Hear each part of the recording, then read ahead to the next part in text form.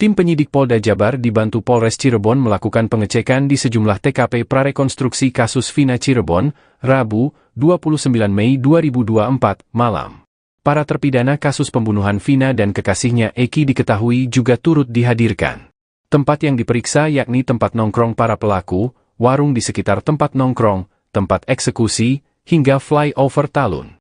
Rencananya prarekonstruksi akan digelar pada Jumat, 31 Mei 2024. Sejumlah mobil kepolisian dan tim Inafis tiba di lokasi kejadian sekira pukul 20.40 waktu Indonesia Barat. Lokasi pertama prarekonstruksi ini di depan SMPN 11 Cirebon, Jalan Perjuangan, Kelurahan Karya Mulya, Kecamatan Kesambi, Kota Cirebon. Tak lama kemudian, rombongan bergerak maju menuju depan Men 2 Cirebon yang lokasinya bersebelahan dengan SMPN 11.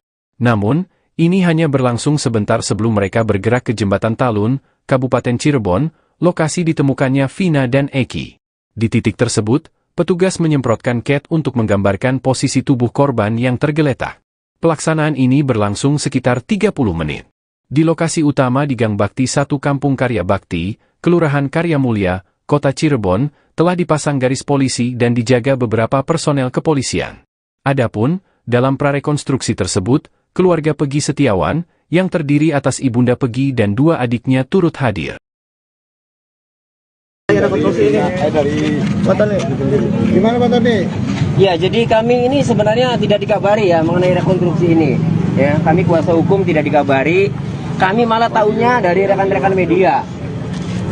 Nah, kami khawatir ya, karena dalam KUHP yang namanya orang tersangka yang diancam ancaman hukuman 5 tahun lebih itu harus didampingi di tiap tahap pemeriksaannya. Nah, rekonstruksi ini kan bagian daripada pemeriksaan, bagian dari proses penyidikan untuk membuat terang ya peristiwa pidana. Nah, ini tidak didampingi kan kalau memang Pegi Setiawannya ada. Ya. Jadi kami juga mempertanyakan kepada penyidik ya, kenapa tidak diberi tahu pihak kuasa hukum ya. Nah, kami mau nemui penyidikan ini kesulitan ini kan. Karena saking banyaknya siapa yang penyidiknya siapa, kami mau menanyakan sebenarnya kenapa kan itu. Jadi kami mempertanyakan sebenarnya ya. Nah, jadi harus didampingi sebenarnya. Khawatir ya apa yang tidak Pegi lakukan ya disuruh melakukan. Kalau didampingi kan enak, fair, tahu. Ada kabar Pegi dihadirkan, Pak? Iya, belum tahu. Makanya kami mau menanyakan ke penyidik ini, nggak tahu penyidiknya ini di mana ini. Itu ya. Jadi kami kecewa sebenarnya ya. Jadi harusnya sih dikasih tahu biar fair. Sudah tahu kasus ini menjadi perhatian publik ya. Udah se-Indonesia semua memantau, memonitor, harusnya ya diberitahu. Dengan diberitahu itu adalah salah satu untuk menunjukkan bahwa penyidikan ini fair. Gitu ya.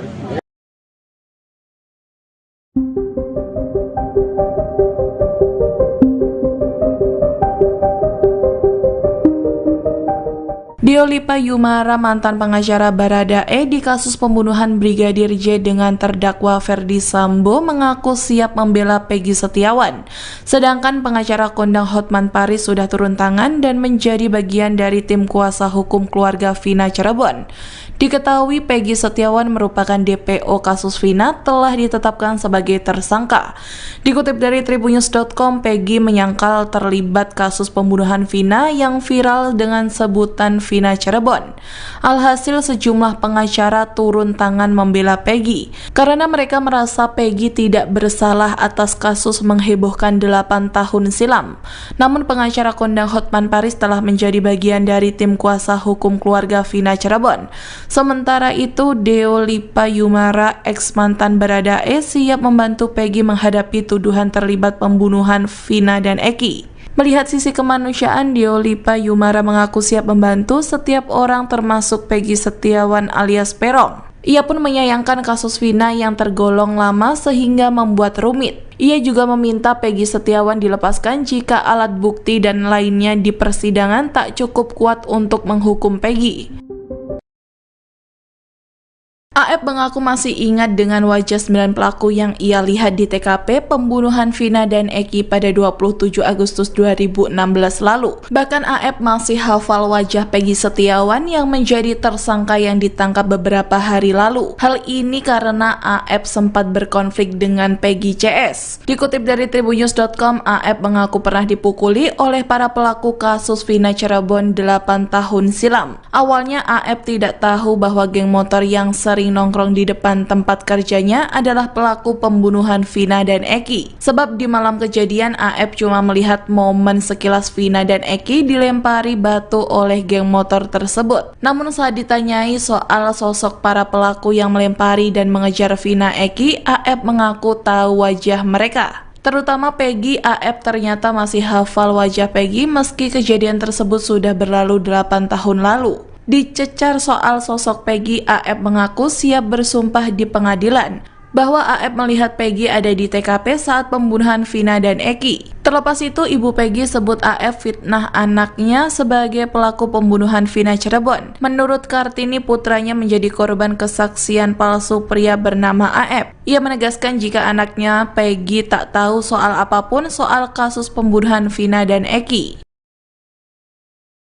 Kebohongan AF atas kasus Vina Cirebon mulai terbongkar. AF mengaku melihat saat para pelaku melempari batu dan mengejar Eki dan Vina. Namun ada kejanggalan dalam kesaksian AF. Dikutip dari tribunnews.com, AF mengaku berada di lokasi kejadian 8 tahun lalu dan melihat insiden pembunuhan Vina dan Eki. Namun kesaksian AF tersebut justru diragukan lantaran warga di sekitar TKP membantahnya. AF mengaku melihat saat para pelaku melempari batu dan mengejar Eki dan Vina. Namun ada kejanggalan dalam kesaksian AF tersebut. AF bercerita malam tersebut ia keluar untuk membeli rokok di samping SMP 11 Cirebon. Saat di warung, AF mengaku melihat motor Eki dan Vina. Ia mengatakan ketika itu kelompok pemuda yang kini jadi terpidana kemudian melempari Eki dan Vina. Melihat kejadian itu, AF mengaku langsung pulang. Namun pada kenyataannya warung yang ada di kawasan tersebut hanya ada di dalam gang dan di seberang SMP 11 Cirebon. Warung tersebut pun tutup pukul 12 malam. Pemilik warung justru tidak melihat adanya kejar-kejaran motor seperti yang digambarkan oleh AF.